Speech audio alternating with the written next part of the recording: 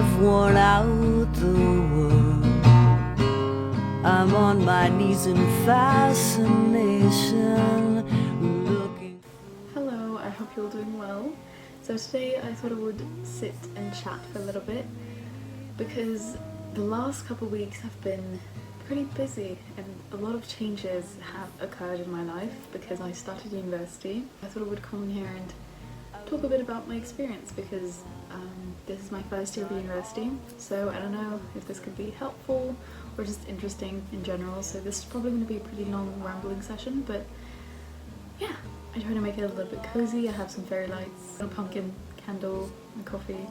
Happy autumn, by the way, because I know I'm pretty late as I'm filming this. It's the 25th of September, but it was the 22nd, which by the way is incredibly frustrating because I was born on the 21st, and for the longest time it was the day of autumn. So I was born on the day of autumn at the time in 2007, but then over the years, a couple of years ago, it switched. Depending on the year now, it's usually on the 22nd or the 23rd, no longer the 21st, which is devastating. In my heart and soul, I know that I was born on the day of autumn, and I still believe that. Nobody will change my mind. I have such a strong bond with autumn that I just don't want to believe that it's no longer on my birthday, because I just turned 17. Anyway, I digress. First of all, I'm going to talk about where I study, what I study, then my classes, and then my experiences that I've had since starting last week. That's pretty much what I'm going to be talking about. I study at the Université Paris-Cité. There are a few main bodies of university in Paris, so there's the Sorbonne, there's Paris-Cité, there's Paris Diderot, but they're sort of the same institution, you know?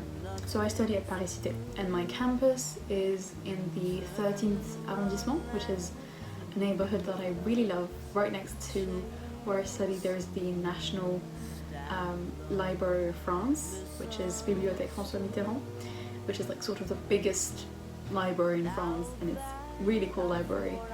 And my campus is really cool. I have a main campus on which I have one class on Fridays, and it's sort of an American campus. There's a big building where most classes are, then there's the university library. It's really beautiful. The building is really sort of old and beautiful, and then there's another old building, and I'm not sure what there is there, but I know there's a cafeteria, and then maybe the Faculty of Sciences, I'm not sure. And then there's a big area in the middle with plenty of greenery and everything, and there's so many students there when it's nice out, on our lunch break or just talking between classes and everything, so it's a really nice area. And then my main building is 2 minutes away.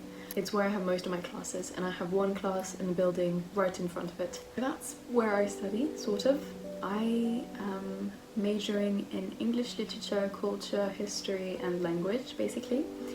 I chose to study this because I wanted to study in English desperately, because a little bit of backstory. I know that I say that I live in Paris, but I have perfect English because my mom is of British origin. She has a big branch of her family in England, so since my parents wanted my brother and I to be completely bilingual, she spoke to us in English ever since we were in the womb, basically. So it's really our mother tongue, and it's the first language that we heard.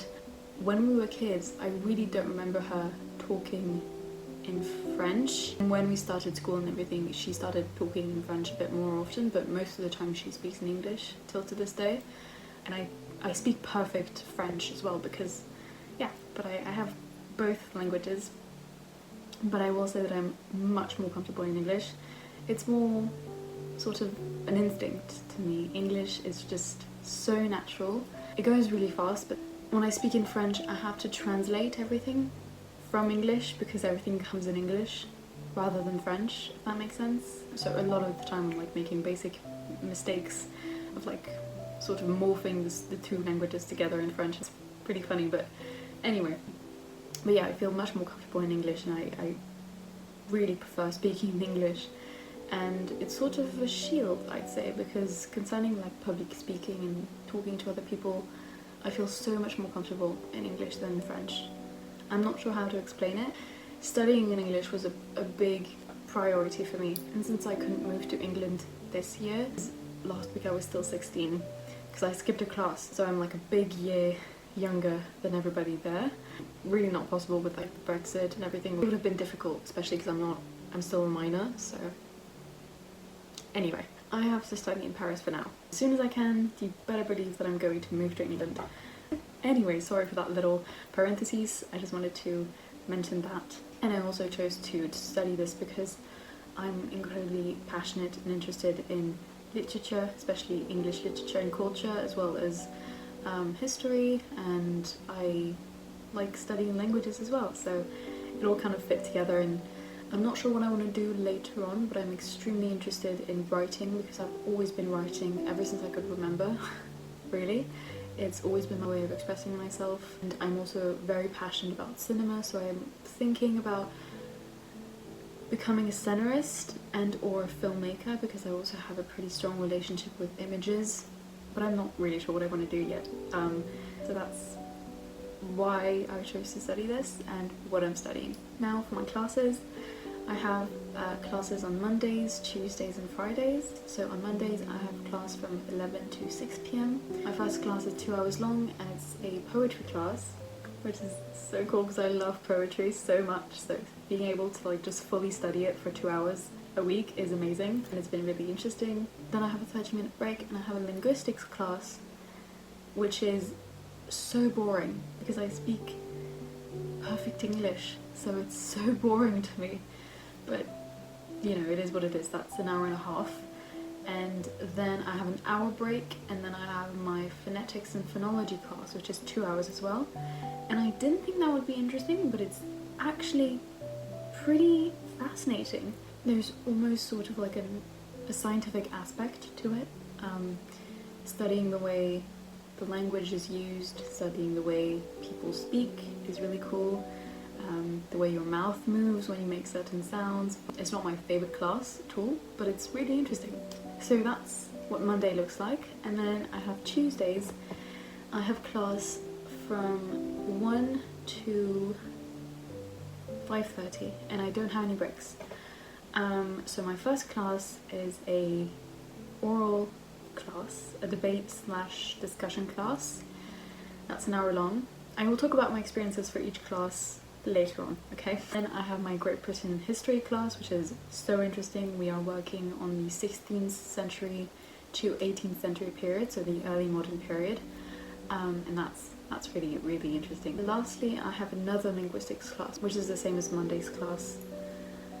So yeah, it's an hour and a half of boringness, but it's okay. On Fridays, I have a lecture from 10:30 to 12:30 on the relationship between places, sites, and images in visual culture in America, if that makes sense.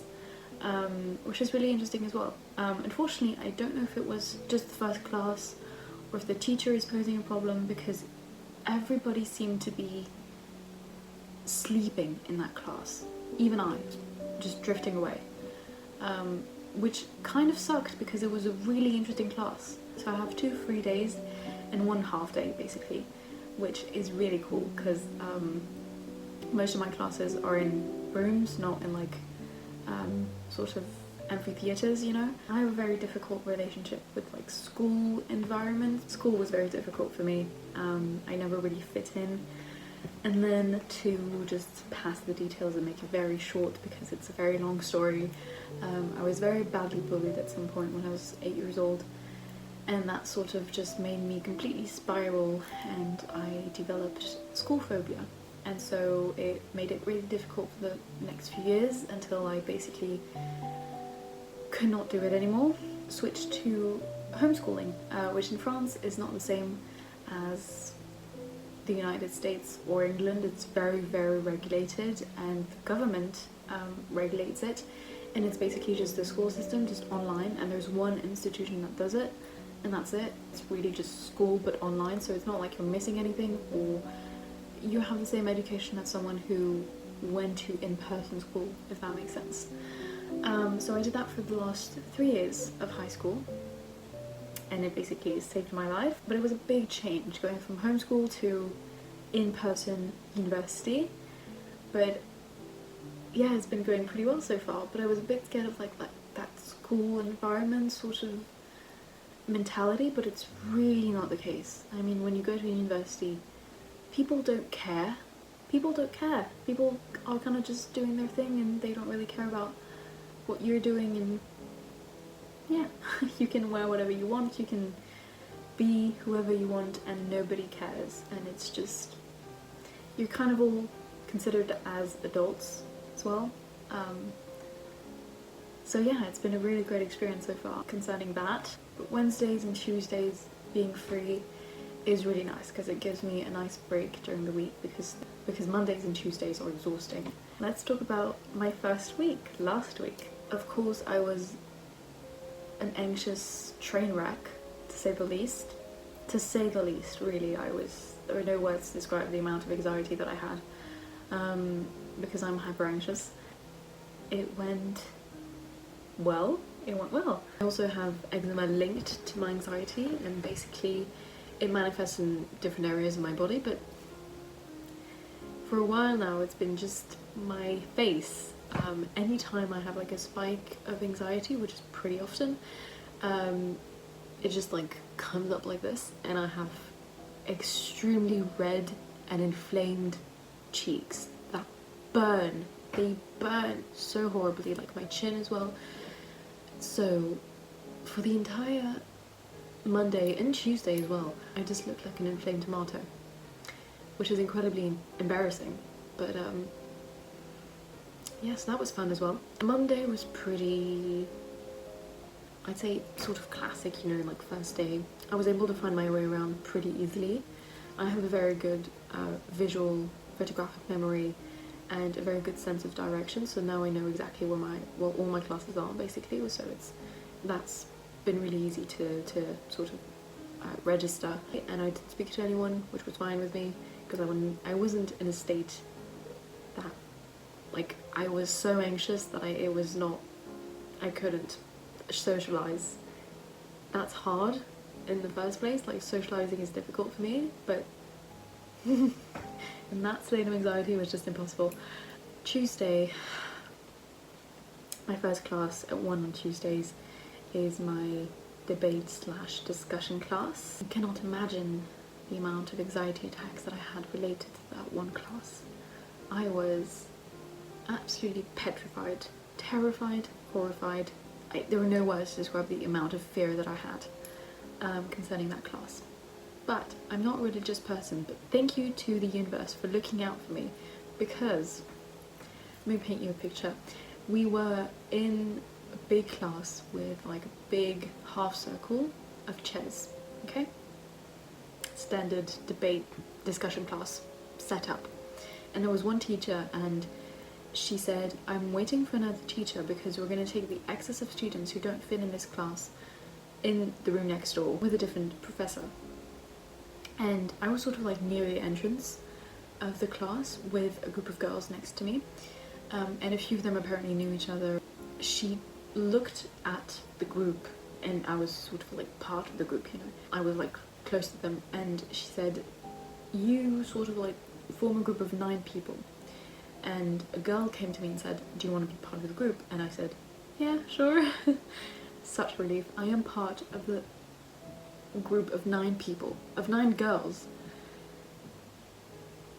Such a relief. This is such a relief for me because I'm autistic. I have, to be precise, even though it's not a term that's in use anymore, but many people understand it way better. I have Asperger's syndrome, so I have very bad social skills, and I'm also incredibly petrified and terrified of public speaking. So speaking in front of a group of 9 people is easier. It's very difficult, but it's easier than speaking in front of 30 people. The first thing we had to do was like sort of interview our neighbour with questions that had been written on the board, and then present each other. And I was next to the girl who asked me to come in the group, and she was really nice, and that went okay. I don't have many memories of that because my anxiety also makes me sort of black out. In extreme anxious moments, I sort of like black out and remember a bit later. So now I sort of know what I said, but yeah, that class was like a blur, basically. Like, I was so shaky. Basically, it went well, you know, like, I think I have, not to flatter myself or anything, but I listen to everyone, you know, talking and everything, and I have the best level of English because I don't think there are many bilingual people. There's one, but she has a little bit of a lower level. She speaks really well, but from that class, the girl who was sat next to me, she already knew two other girls, and I sort of like stuck with them, and so now I have two friends because the other girl, I haven't really spoken to her yet, but I'm friends with two girls. So this girl who talked to me, and the bilingual girl that I was talking about, because her mum is Australian, and they're both really cool and they're really nice, and I didn't think I would make friends either at all or just not that quickly, but I guess it just kind of came naturally. And you know, I did a year, last year I did a year of therapy, especially for autism and improving my social skills, and so thank goodness I did that, because I would not have been able to talk to these girls at all. It would have been a mess. But I'm doing pretty well, I have to say. And then we had our Great Britain history class, and then our linguistics class. And what was really funny is that I was next to Mia, who's bilingual in linguistics, and we were sort of like looking at each other like, oh my god, this is so boring. And then on Friday I had my lecture, and I met a girl as well at the sort of presentation day. And we don't have the other classes in common, but we do have that class in common, which is really nice. And so we did the class, and then we went to the park that's close to where the campus is, and we had lunch there and everything. It was really lovely. So yeah, that was last week. This week our linguistics teacher was not there, so we had a big break of 3 hours on Monday, and we finished earlier on Tuesday. And so on Monday we went to the park, and it was really lovely, and I got to know them a bit better. That was a really nice day. And then yesterday I had my second debate and discussion class, and I did much better, I have to say. Yeah, I don't know, I was a bit more confident and I was able to speak a little bit. That class we have to do 2 presentations of 5 minutes each during the semester. So 3 people are already presenting next week, and I think, even though it's, oh my god, it's so terrifying, but I'm so glad it's in front of just 9 people and not 30. You basically have to present on any subject. It can be very broad, very just restricted, and very specific subject, and basically any subject. And yeah, so I think I don't want to go last. I want to go sort of like in the middle. I've seen people go, you know, I know what to do, and I have more time to prepare, so I think I'm going to maybe do it not next week, but the week after. And I would love to present on Dead Poet Society, the film, which is my favourite film. I think that'd be cool. And then we had our Great Britain history class, and that went well. It's been still very, very anxiety inducing, and I have to sort of like stop myself thinking about exam season, which is going to come up in, you know, not too long, because it's going to come up in like November, December. So I have to not spiral, which is difficult, but yeah. Oh, and I forgot to mention, I also have something that's not a class, it's just independent reading, but we have exams for that. So we have to pick 2 books from a list to give 2 written book reports on the 9th of December, and then we have sort of like the same thing, but it's sort of like an oral format on the 19th or 20th of December. Yeah, so I've already picked 1 book. I'm still sort of not sure about the second one. I want to do a book report on A Christmas Carol, because I think it would be really interesting to talk about the English society at that time, as well as sort of like the horror aspect there is to that book. So yeah, that's something else. Oh, and also each week we have to write a paragraph on a poem that we are, like, to prepare a poem for the week after for poetry class.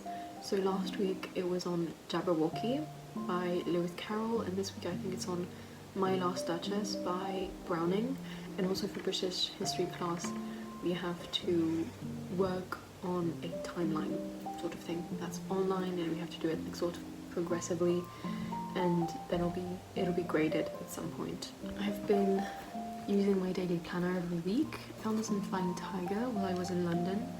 I decorated it a little bit, and I've been doing it every morning and every night. So I've been taking notes on my iPad, of course, but I've also been taking just a few notes on like a notebook, especially in like phonetics class, where we have to write a lot of sort of symbols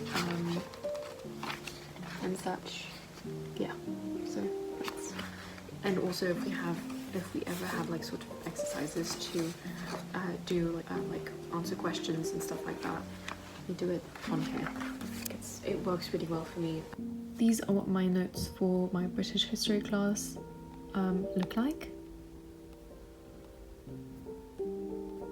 There's a lot of note taking in that class, so sometimes it's a bit difficult to keep up with, but to be honest I've been doing pretty well concerning note taking, so that's what I have so far. This is my poetry class.